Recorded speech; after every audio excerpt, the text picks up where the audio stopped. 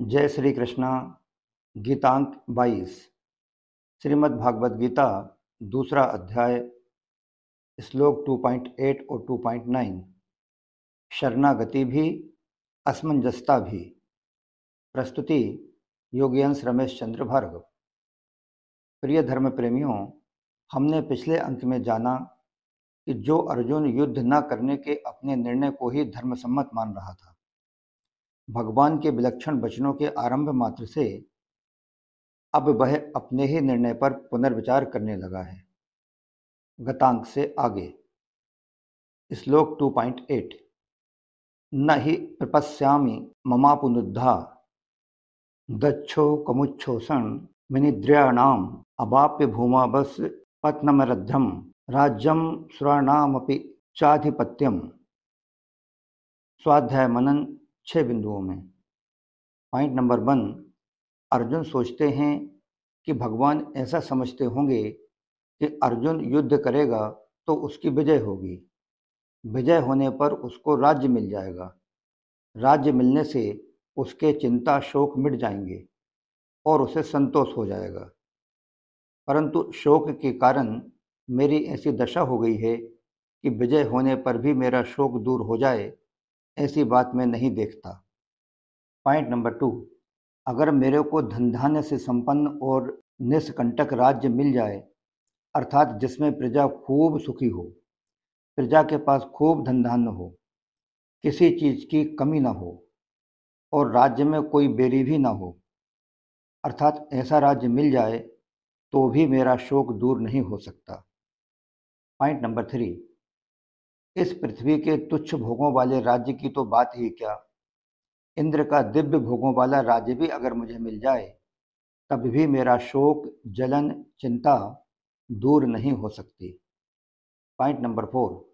अर्जुन ने पहले अध्याय में यह बात कही थी कि मैं न विजय चाहता हूँ, न राज्य चाहता हूँ और न सुख ही चाहता हूँ, क्योंकि उस राज्य से क्या होगा, उन भोगों से क्या होगा और उस जीने से क्या होगा जिनके लिए हम राज्य, भोग एवं सुख चाहते हैं।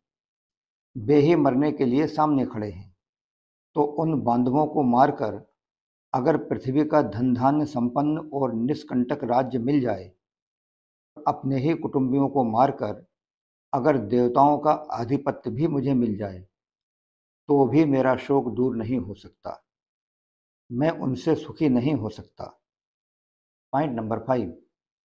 मुख्य बात यह है कि पहले अध्याय में अर्जुन को युद्ध से जो उपरति हुई वह कौटुंबिक ममता की वृत्ति ज्यादा होने के कारण हुई थी, लेकिन यहाँ अर्जुन की अब जो युद्ध से उपरति हो रही है वह अपने कल्याण की वृत्ति पैदा होने से हो रही है। अतः वहाँ की उपरति और यहाँ की उपरति में बहुत अंतर है। Point number 6।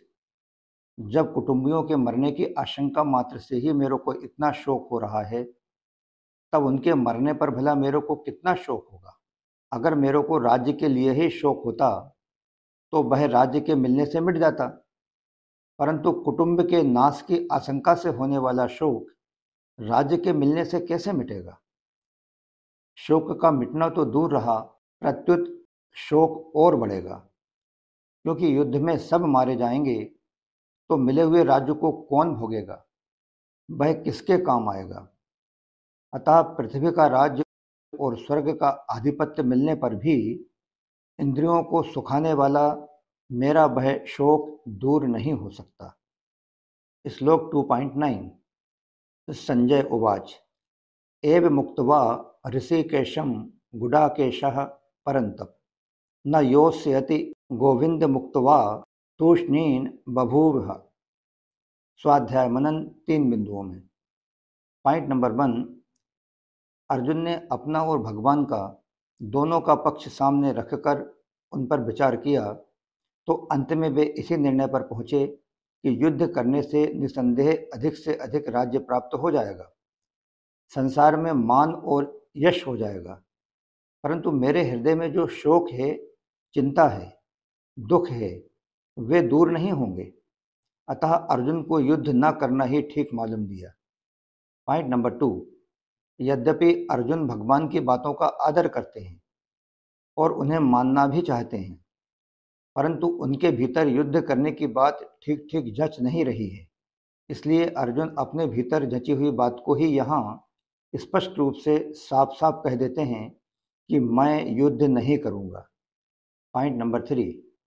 इस प्रकार जब अपनी बात, अपना निर्णय, अपना मंतव्य अर्जुन ने भगवान के सामने सब कुछ साफ साफ कह दिया, तब उनके पास भगवान से कहने के लिए और कोई बात बाकी नहीं रही, अतः वे चुप हो जाते हैं।